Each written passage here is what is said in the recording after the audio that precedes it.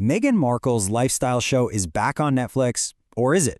A pretty brutal new review is making some seriously explosive claims, and today we are breaking it all down. Let's get right into it. But hang on, before we dive in, if you want more explainers just like this one that cut right through the noise, do me a favor and smash that subscribe button. Seriously, you won't want to miss what we've got coming up. All right, so With Love Meghan has dropped its second season. It's supposed to be full of all that cozy cooking, those heartwarming chats, and all the lifestyle inspiration we supposedly saw the first time around. But hold on. This new review asks the one question that kind of changes everything. Is any of this actually new, or are we all just being served some reheated leftovers? And yeah, that brings us to the first huge bombshell from this review. This so-called second season, it's anything but new. Let's just rip the Band-Aid off. It is not a new season. At all. According to the review, Netflix didn't actually recommission the show because it was a huge success or anything. Nope. Instead, it's just, and I'm quoting directly here, more hours from the same shoot repackaged. They literally just slapped some new credits on it. We're talking about a total cut-and-paste job. So finding out about the recycled footage is really just the tip of the iceberg. It's part of a much, much bigger critique from the review. A massive authenticity problem. You see, the show gives off this whole vibe that you're hanging out in Meghan's personal Montecito kitchen. But the reality? Well, the review claims it's just a borrowed set, carefully staged to look all homey and lived in.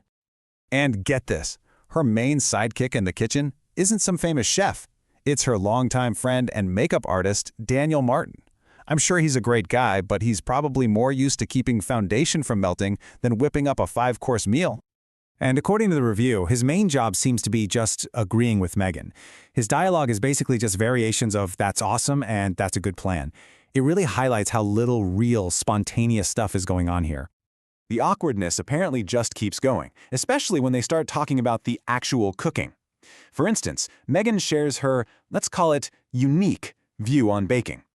That's right, she says she doesn't like baking because it's too directional, and she wants to rethink the whole thing. The review points to this as a perfect example of the show's kind of bizarre, try-hard vibe. And look, this whole manufactured feeling isn't just about the set, it goes for the guest list too. The show is supposed to be all about friendship, but the interactions, well, they tell a very different story. Okay, so take the episode with Tan Franz from Queer Eye. Meghan goes all out, she's buying and wrapping these expensive books, she's making this huge platter for her new friend. It's a massive, elaborate welcome. But then, the moment of truth. They greet each other, on camera, with a mutual, "so nice to meet you." Wait, what? They've never even met. And just like that, the entire premise of old friends hanging out just completely falls apart. Now, to be fair, the review does give props to one episode, the finale with Chef Jose Andres. Apparently, he brings this genuine energy that makes the whole thing feel, for a second, actually real. But just as you're getting comfortable and enjoying that moment of warmth, the show just jarringly cuts to Meghan gutting sea urchins on a dock.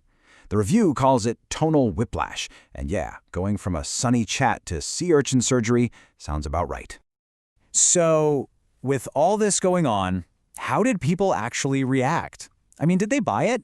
Well, the numbers don't lie, and they tell a pretty fascinating story. The show actually started out super strong. It launched back in June with a really impressive 12.6 million hours viewed in its very first week. It even cracked Netflix's global top 10. Not bad. But that momentum completely disappeared. By July, viewership had absolutely tanked, and the show plummeted all the way down to 383rd on the platform. Ouch.